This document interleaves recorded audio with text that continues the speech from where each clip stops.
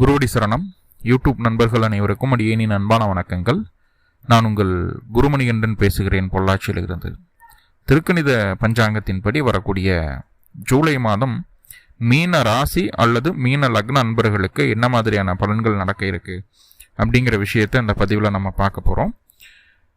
Positive negative ரெண்டுமே பார்த்துடலாம். Negative ஏதாவது இருக்குது அப்படின்னா அதை எப்படி பாசிட்டிவாக மாற்றிக்கிறது, அதற்குண்டான வழிபாட்டு முறைகள் என்ன, அதை எப்படி செய்யணும் அப்படிங்கிற எல்லா விதமான விவரங்களையும் டீட்டெயில்டாக இந்த பதிவில் பார்த்துடலாம். முதல்ல செவ்வாய் கேது அப்படிங்கிற ஒரு கிரக சேர்க்கை ஒன்று இந்த மாதம் ரொம்ப ஸ்ட்ராங்காக இணையுது. இந்த செவ்வாய் கேது கிரக சேர்க்கை உங்களுடைய ராசிக்கு 6ஆம் இடமான ருணர் ரோக சத்ரு உத்தியோகஸ்தானத்தில் ஏற்படுது. 9ஆம் அதிபதி 6ல் கேது கூட இணைகிறாரு. அதே போல் குடும்ப ஸ்தானாதிபதி அப்படின்னு சொல்லக்கூடிய செவ்வாய் கேது கூட இணையுது. ஸோ இந்த செவ்வாய் கேது இணைவுனால உலகளாவிய விஷயங்களில் நிறைய மாற்றங்கள் நடக்க காத்துட்ருக்கு. என்னென்னா, ஒரு நிலநடுக்கம் வர்றது, பூகம்பம் வர்றது, எரிமலை குழம்புகள் வெடிப்பது, காட்டுத்தீ பரவுவது, வாகன விபத்துக்களை காரு, பஸ்ஸு, ட்ரெயின், லாரி, உங்களுக்கு ஃப்ளைட் முதற்கொண்டு வாகன விபத்துக்கள் நடப்பதற்கு வாய்ப்புகள் அதிகமாக காட்டுது. அதே போல் இராணுவம் அப்படின்னு சொல்லக்கூடிய அந்த மிலிட்ரி சம்மந்தமான விஷயங்களில் கொஞ்சம் அப்ஸ் அண்ட் டவுன்ஸு இருக்கும். நாடுகளுக்கு இடையே போர் மூழுவதற்குண்டான வாய்ப்புகளையும் சொல்லுது. அதே நேரத்தில் அரசியலில் இருக்கக்கூடிய ஒரு முக்கியமான நபர்களினுடைய ஒரு த்ரெட்டனிங்கான ஒரு பிரச்சனையோ அல்லது அவர்களுக்கு உயிர் சேதங்கள் ஏற்படுவதற்குண்டான வாய்ப்புகளோ இந்த மாதிரியெல்லாம் விஷயங்களை காட்டுது. நெருப்பினாலையும் நிலத்தினாலையும் வாகனத்தினாலையும் பிரச்சனைகளை இது கொடுத்தே தீரும் உலகளாவிய விஷயங்களில்.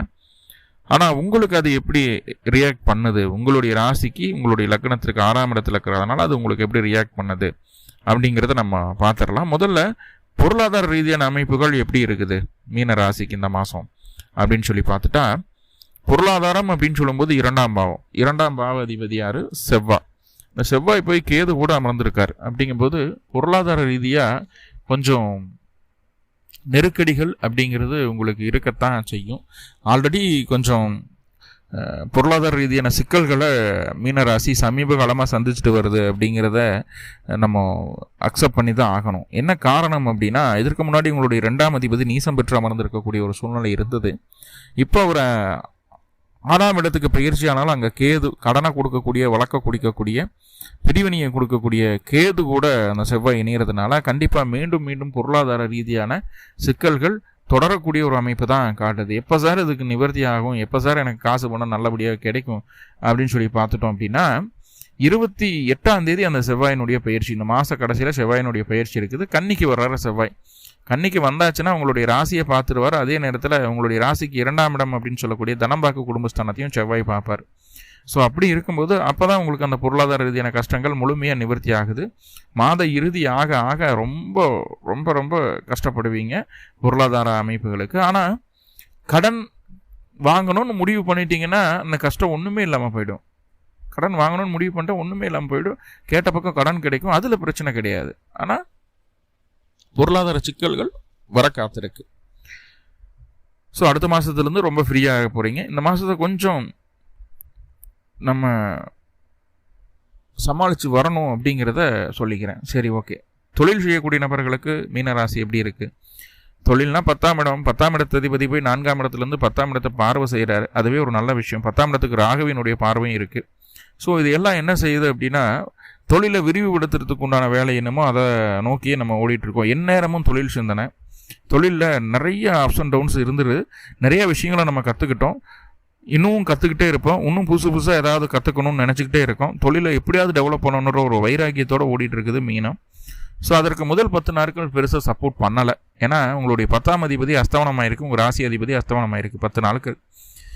10ஆம் தேதிக்கு மேலே அந்த அஸ்தமன பாதிப்புகள் முழுமையாக நீங்குது. குரு பகவானுக்கு, உங்களுடைய 10ஆம் அதிபதிக்கும் ராசி அதிபதிக்கும். 10ஆம் தேதிக்கு மேலே உங்களுடைய திறமை என்ன, உங்களுடைய செயல்பாடு என்ன, உங்களுடைய துணிவு என்ன, நம்பிக்கை தனம் என்ன, உங்களை நம்பி என்னென்ன காரியங்களை செய்யக்கூடாது அப்படிங்கிறத அந்த உலகம் பார்க்கும். உங்களுடைய திறமையை மற்றவர்கள் பார்த்து வியந்து கொள்வார்கள். உங்களைப் போல ஆகணும்னு சொல்லி மற்றவர்கள் ஆசைப்படக்கூடிய அளவுக்கு உங்களுடைய செயல்பாடுகள் 10ஆம் தேதிக்கு மேலே இருக்க போகுது. மனசில் என்ன நினைக்கிறீங்களோ, என்ன பிளான் பண்ணுறீங்களோ அதை பக்காவாக செய்து காட்டக்கூடிய ஒரு சூழ்நிலைக்குள்ளே நீங்கள் வந்தாச்சு அப்படிங்கிறதுல எந்த மாற்றுக்கிறதுக்கு இடமில்லை. தொழில் 10ஆம் தேதிக்கு மேலே உங்களுக்கு விருப்பப்பட்ட மாதிரி நீங்கள் எப்படி செய்யணும்னு நினச்சிங்களோ அதை மாதிரி நீங்கள் செய்து காட்ட போகிறீங்க. ரொம்ப சக்ஸஸ்ஃபுல்லான ஒரு சூழ்நிலையில் நீங்கள் இருக்க போகிறீங்க. இதில் மாற்றம் இல்லை. ஓகே, வேலை எப்படி இருக்குது அப்படின்னு பார்த்துட்டிங்கன்னா, உங்களுடைய ராசிக்கு 6ஆம் இடத்துல செவ்வாய் கேது இணைவு, 6ஆம் அதிபதி சூரியன் 4லிருந்து 5ஆம் இடத்துக்கு பயிற்சி, மாத இறுதியில் மாத பகுதியில் 16ஆம் தேதி சூரியன் 5ஆம் இடத்துக்கு வர்றாரு. அப்படிங்கும்போது வேலை அப்படின்னு சொன்னோம்னா இங்கே ஒர்க்லோடு அதிகம்தான். எப்போ சனி ராசிக்குள்ளே வந்தாலும் சரி, 6ஆம் இடம் 10ஆம் இடம் கொஞ்சம் பாதிக்கப்பட்டாலும் ஒர்க்லோடு அதிகமாக கொடுத்துரும். எதுக்குடா வேலைக்கு போகிறோம், வேலைக்கு போகாமல் சிவனேன்னு இருந்துட்டா கூட போதுமே, ரொம்ப டென்ஷன் ப்ரெஷர் பண்ணுறானுங்க, ஆனால் கடனை உடனே வாங்கி வச்சுட்டு வேலைக்கு போகாமல் இருந்தால் என்னடா பண்ணுறது அப்படின்ற மாதிரியான ஒரு மனநிலைமைகள்லாம் வந்துட்டு போகக்கூடிய ஒரு சூழ்நிலை இருக்கும். ஆனால் இது வேலையில் தான் அழுத்தம், ப்ரெஷர், டென்ஷன் எல்லாமே இருக்குமே தவிர, எதிரிகள்னு யாராவது இருந்துட்டாங்க, போட்டின்னு ஏதாவது வந்துருச்சுன்னா மீனம் ஜெயிச்சு காட்டும். அதில் மாற்றமே இல்லை. எதிர்ப்புகள் இல்லாத வரைக்கும், போட்டிகள் இல்லாத வரைக்கும், சங்கடங்கள் சண்டைகள் இல்லாத வரைக்கும் வேலையை நினச்சி வருந்தி கொண்டிருக்கக்கூடிய மீனம் சவாலாக ஒரு விஷயம் சொல்கிறாங்க, இல்லை எதிரியை விட நம்ம அதை விட நல்லபடியாக செஞ்சு காட்டணும் அப்படின்ற ஒரு வைராகியம், ஒரு சிந்தனை மனசுக்குள்ளே வந்துருச்சுன்னா யார் என்ன சொன்னாலும் நம்மளை ஸ்டாப் பண்ணுறதுக்கு தெய்வத்தினால கூட முடியாது. அவ்வளோ வேகமாக இயங்குவோம்.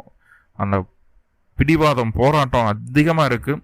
வேலையில் நம்ம ஜெயிச்சே ஆகணுன்ற ஒரு வைராக்கியத்தோடு ஓடுவோம். கண்டிப்பாக ஜெயிச்சும் காட்டுவோம். ஸோ அதுதான் இங்கே நம்மகிட்ட இருக்கக்கூடிய ஸ்பெஷாலிட்டியே. இப்போ வேலையில் போட்டி, எதிர்ப்புகள் இருந்ததுன்னா வெற்றி உங்கள் பக்கம்தான். இல்லாதப்போ கொஞ்சம் அசால்ட்டுத்தனா வேலையில் காட்ட போகிறீங்க. உடல் ஆரோக்கியம் எப்படி இருக்க போகுது? 4ஆம் இடத்துல குரு. உடல் ஆரோக்கியத்துக்கு அதிக முக்கியத்துவம் கொடுக்கக்கூடிய காலம் வந்தாச்சு. ஆல்ரெடி நிறைய அது இதுன்னு பண்ணி சாப்பிட்றதுலேருந்து எல்லா விஷயங்கள்லையும் நம்ம கொஞ்சம் முன்ன பின்ன ஸ்ட்ரகிளை ஏற்படுத்திட்டு இருந்துட்டோம். இப்போவாவது நம்ம வேலையில் கொஞ்சம் கான்சன்ட்ரேட் பண்ணுவோம், சரி உடல் ஆரோக்கியத்தில் கான்சன்ட்ரேட் பண்ணுவோன்னு சொல்லி மாறி ஒரு 2-3 மாதம் தான் ஆகுது. ஸோ இப்போது உடல் ஆரோக்கியத்தில் முதல் 10 நாட்கள் இது வரைக்கும் என்ன டயட் ஃபாலோ பண்ணிட்டு இருந்தீங்க, இப்படிலாம் இருந்தீங்களோ, ஸோ அதுக்கு எகெயின்ஸ்டாக நடக்க போகிறீங்க.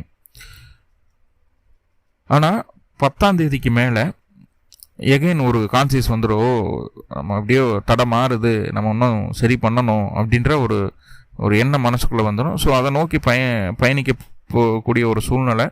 உடல் ஆரோக்கியத்துக்கு அதிக முக்கியத்துவம் கொடுக்கும்போது கண்டிப்பாக ஆரோக்கியம் நல்லபடியாக தான் இருக்கும். அதில் எந்த குறைபாடுகள் இல்லை, ஃப்ரீயாக இருக்கலாம். சரிங்களா? அதாவது உடலில் இது வரைக்கும் இருந்து வந்த பிரச்சனைகள் குறையிறதுக்கு உண்டான வழியை தான் சொல்லுவதை தவிர எதுவும் அதிகரிக்கிறதுக்கு உண்டான வாய்ப்புகள் இல்லை. புதுசாகவும் எதுவும் வரப்போகிறதும் இல்லை அப்படிங்கிறத நம்ம புரிஞ்சுக்க வேண்டியது இருக்கும். ஓகே, குடும்ப நிலை எப்படி இருக்கும் அப்படின்னா, 2ஆம் இடத்து அதிபதி தான் கேது கூட சேர்ந்துருக்காரு இல்லையா? வாயை வச்சுட்டு கம்முன்னு இருந்தால் போதுமானது. நம்ம கருத்து சொல்கிறோம், அதை பண்ணுறோம், எதை பண்ணுறோம், நம்மளுக்கு எல்லாமே தெரியும், பிடிக்கும் அப்படின்னு சொல்லிட்டு பேசக்கூடிய பேச்சுக்களும் எடுத்து சொல்லக்கூடிய விதமும் மற்றவங்களுக்கு காயப்படுத்துகிற மாதிரி இருக்கும். குடும்பத்துக்குள்ளே நிறைய எதிர்ப்புகள் அது உருவாக்குது. மேக்சிமம் இந்த மாதம் நாவடக்கம் அப்படிங்கிறது உறுதியாக தேவை. இல்லைனா குடும்பத்துக்குள்ளே சண்டை சச்சரவுகளை சந்திக்க வேண்டியது இருக்கும், பிரிவினைகளை பார்க்க வேண்டியது இருக்கும். 4 பேர் ஒரு வீட்டில் இருந்தாலும் 4 பேர் 4 மூலையில் இருக்கிற மாதிரி ஒரு சூழ்நிலைகள் உருவாவதற்கும் வாய்ப்புகளையும் இது சொல்லுது. ஸோ கவனம், பேச்சில் மட்டும் கவனமாக இருங்க. என்னென்னா, நம்ம பேச்சு நல்ல விஷயத்தை தான் சொல்லுவோம், ஆனால் சொல்கிற விதம் ரொம்ப ஹார்டாக இருக்கும். ரொம்ப ஸ்ட்ராங்காக ஒருத்தரை அடிமைப்படுத்தும் விதமாக இருக்கும். ஸோ அதில் மட்டும் கான்சன்ட்ரேட் பண்ணால் போதுமானது. குடும்ப அமைப்புகள் கொஞ்சம் சீராகவே போயிடும். ஓகே, கணவன் மனைவிக்குள்ளே எப்படி இருக்கும் அப்படின்னு பார்த்துட்டிங்கன்னா, 7ஆம் அதிபதி 5ல் ஒரு வக்ரமாகிறாரு 18ஆம் தேதிக்கு மேலே. ஆனால் 7ஆம் அதிபதி 5ல் இருக்கார் அப்படிங்கிறதும் 7ஆம் இடத்துக்கு சனியினுடைய பார்வை இருக்கிறது அப்படிங்கிறது கணவன் மனைவிக்குள்ளே ஒரு ஆழ்ந்த புரிதல் ஒன்று இருக்கும். அது வெளியில் பார்த்தா தெரியாது, ஒரு ஆழமான ஒரு புரிதலை இது ஏற்படுத்துது. முன்ன இருந்த அளவுக்கு பிரச்சனைகள் உன்னை வரப்போகிறது இல்லை, முன்ன நடந்த எல்லா விஷயங்களுக்கும் நல்லா லேர்னிங்ஸ் நம்ம கற்றுக்கிட்டோம், உன்னிமேல் அந்த பிரச்சனைகள் வராமல் இருக்கணும் அப்படிங்கிற விஷயத்தில் நம்ம ரொம்ப கான்சியஸாக இருக்க போகிறோம். உன்னை அந்த பிரச்சனைகள் இல்லாமல் பார்த்துக்கணும் அப்படிங்கிறதுல உன்னுடைய விருப்பம் தான் என்னுடைய விருப்பம், என்னுடைய விருப்பம் தான் உன்னுடைய விருப்பம் அப்படிங்கிற ஒரு மனநிலைமைக்குள்ளே போகுது. உங்களுடைய வாழ்க்கை துணை உங்கள் விருப்பம் போல் நடந்து கொள்வார்கள். நீங்கள் அவங்க விருப்பத்துக்காக இருக்கிறீங்களா அப்படிங்கன்னா இல்லை அப்படிங்கிறது தான் சொல்லணும், ஓப்பனாக சொல்ல வேண்டிய விஷயம். ஆனால் உங்களுடைய வாழ்க்கை துணை உங்கள் விருப்பத்திற்கு ஏற்ப தன்னை மாற்றிக்கொள்ளக்கூடிய ஒரு அற்புதமான காலகட்டம். கணவன் மனைவி உறவு சூப்பராக இருக்குது. படிப்பு 4ஆம் இடத்துல சூரியன், குரு 4ஆம் இடத்துக்கு வந்தாச்சு. 2ஆம் அதிபதியான செவ்வாய் கேது கூட இருக்குது. இப்போ குழந்தைகளுக்கு அந்த 10வது வரைக்கும் படிக்கக்கூடிய குழந்தைகளுக்கு அந்த அளவுக்கு ஒரு நல்ல ஒரு சூழல் இல்லை. படிப்பில் விளையாட்டுத்தனம் அதிகமாகும். அதே போல் கொஞ்சம் பிடிவாதம் பிடிப்பாங்க, கொஞ்சம் முரண்டு பிடிப்பாங்க. சின்னதாக சைக்கிள் எடுத்து ஓட்டுறது, பார்க்கில் விளையாடும்போது கீழே விழுந்து அடிபடுறது, இந்த மாதிரி சின்ன சின்ன விஷயங்கள் நடக்கிறதுக்கு வாய்ப்புகள் உண்டு. ஸோ அதை நம்ம தவிர்க்கணும் அப்படின்னு நம்ம கண்ணுங்கருத்துமாக குழந்தைகளை பார்த்துக்கணும். ஆனால் மேற்கல்வி படிக்கக்கூடிய நபர்களுக்கெல்லாம் ரொம்ப நல்லா இருக்குது, ரொம்ப சூப்பராக இருக்குது, ரொம்ப ஃப்ரீயாக நம்ம ஃபீல் பண்ண போகிறோம். படிப்பில் நல்லா தான் இருக்கோம் அப்படிங்கிற ஒரு இது அனுபவ கல்வியை கற்றுக்கிறதுக்கு உண்டான வாய்ப்புகளை சொல்லுது. அனுபவித்து படிப்போம், ரசித்து படிப்போம் அப்படிங்கிற விஷயத்த சொல்லுது. ஓகே, வயதானவர்களுக்கு எப்படி இருக்க போகுது அப்படின்னா, வயதானவர்களுக்கு முன்ன இருந்த அழுத்தம் இனிமேல் இருக்க போகிறது கிடையாது. முக்கியமாக வயதானவங்க அந்த பிஎஃப் அமௌண்ட் வருது, பென்ஷன் அமௌண்ட் வருது, இந்த மாதிரி ரிட்டைர்மெண்ட் அமௌண்ட் வருது, இந்த மாதிரி விஷயங்களில் கொஞ்சம் கான்சியஸ் வேணும். வராத அமௌண்ட் கைக்கு வந்து சேர்கிறதுக்கு வாய்ப்புகள் உண்டு. ஆனால் உடல் ஆரோக்கியம் அப்படிங்கிற விஷயத்தில் கொஞ்சம் நல்ல ஒரு முன்னேற்றத்தை நீங்கள் பார்க்க முடியும். நீங்களுமே வயது முதிர்ந்தவர்களாக இருக்கும் பட்சத்தில் கூட உங்களுடைய கருத்துக்களை உங்களுடைய பேர குழந்தைகிட்டையோ உங்களுடைய குழந்தைகிட்டையோ சொல்லாமல் இருக்கிறது நல்லது. உங்களுடைய கருத்துக்களுக்கு சரியான மதிப்பு இந்த காலகட்டம் கிடைக்கிறதுக்கு வாய்ப்பு இல்லை அப்படிங்கிறத சொல்லுது. நாவடக்கம் அவசியம் வயது முதிர்ந்தவர்களுக்கு கூட. இல்லத்தரசிகளுக்கு எப்படி இருக்கும் அப்படின்னா, இல்லத்தரசிகளுக்கு லாபம்னு நினச்சி எந்த விஷயத்தையும் செய்யாதீங்க, நஷ்டத்தில் போய் முடியும். இது நஷ்டமாயிடுமோன்னு நினைக்கிற விஷயம் லாபமாகும். சரி, அப்போ என்ன தான் பண்ணுறது அப்படின்னா, எதுவுமே செய்ய வேண்டாம். கொஞ்சம் சோம்பேறித்தனம் வந்துடும் நம்மளுக்கு. எதுவுமே செய்யாமல் இருக்கும் அப்படிங்கிறதே ஒரு சோம்பேறித்தனம் தான். எதில் மேலேயும் பற்றுதல் இருக்காது. எல்லாரும் நம்ம சொல்கிறத கேட்கணும்னு நினைப்போம். நல்லா புரிஞ்சுக்கோங்க, இந்த காலகட்டம் இல்லத்தரசிகளாக இருக்கீங்க நீங்கள் அப்படின்னா உங்களுடைய தேவைக்கு பயங்கர ஸ்பீடாக இருப்பீங்க. ஒரு 2 மணி நேரத்தில் உங்களுடைய தேவைகளை பூர்த்தி செய்து கொள்ள முடியும் நார்மலான சுச்சுவேஷனில் அப்படின்னா, இப்போ 1 மணி நேரத்தில் அதை கம்ப்ளீட் பண்ணுற அளவுக்கு ஸ்பீடாக இருப்பீங்க. ஆனால் கூட இருக்கிறவங்க குடும்பத்தார் ஏதாவது ஒரு வேலை சொல்லிட்டாங்க அப்படின்னா, அது 1 மணி நேரம் வேலையாக இருந்தால் 2 நாள் ஆனாலும் அது முடியாது உங்கள்கிட்ட சொன்ன வேலை. ஸோ அந்த மாதிரியான ஒரு சில விஷயங்கள் இருக்குது இந்த மாதத்தில். ஸோ கொஞ்சம் அதை கரெக்ட் பண்ணிக்கிறதுக்கு பாருங்கள், போதுமானது. இப்போ செவ்வாய் கேது இணைவு என்ன செய்ய வருது, என்ன செய்ய காத்திருக்கு அப்படின்னா, இந்த வெளியூர் வெளிமாநில வெளிநாடு பயணங்கள் மேற்கொள்ளணும்னு முயற்சி எடுத்துகிட்டு இருக்கீங்க இல்லையா, அந்த ஒரு விஷயத்தில் கொஞ்சம் தடைகளை ஏற்படுத்துது. 2வதாக வேலையில் கொஞ்சம் சிக்கல்களை ஏற்படுத்துது. தாய்மாமனுக்கு உயிர் ஆபத்துக்களை ஏற்படுத்துறதுக்கு உண்டான வாய்ப்புகளை சொல்லுது. அதே நேரத்தில் நல்ல விஷயங்கள் அப்படின்னு பார்க்கும்போது கடனை குறைக்கிறதுக்கு உண்டான வாய்ப்புகளை ஏற்படுத்துது. எதிரிகளே இல்லாமல் பண்ணுவதற்குண்டான வாய்ப்புகளையும் சொல்லுது.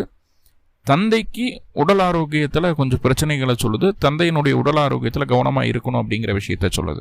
செவ்வாய்க்கு எது இந்த விஷயங்களை தான் உங்களுக்கு சொல்லுது. ஸோ ஃப்ரீயாக இருக்கலாம். நிறையா விஷயங்களை பார்த்துட்டோம், மேக்ஸிமம் எல்லாம் கவர் பண்ணிட்டேன்னு நினைக்கிறேன். ஸோ இப்போ பரிகாரம் அப்படின்னு சொல்லி பார்க்கும்போது, வழிபாடு அப்படின்னு சொல்லி பார்க்கும்போது, உங்களுடைய வீட்டின் அருகில் இருக்கக்கூடிய முருகன் ஆலயங்களுக்கு போயிட்டு வாங்க. 2 நல்லெண்ணெய் தீபம், கொஞ்சம் அரளிப்பூ மாலை வாங்கி கொடுத்து வழிபாடு செய்துட்டு வாங்க. இந்த மாதம் மிகப்பெரிய முன்னேற்றம் அடையக்கூடிய மாதமாக உங்களுக்கு அமையட்டும். வாழ்த்துக்கள். வாழ்வளமுடன்.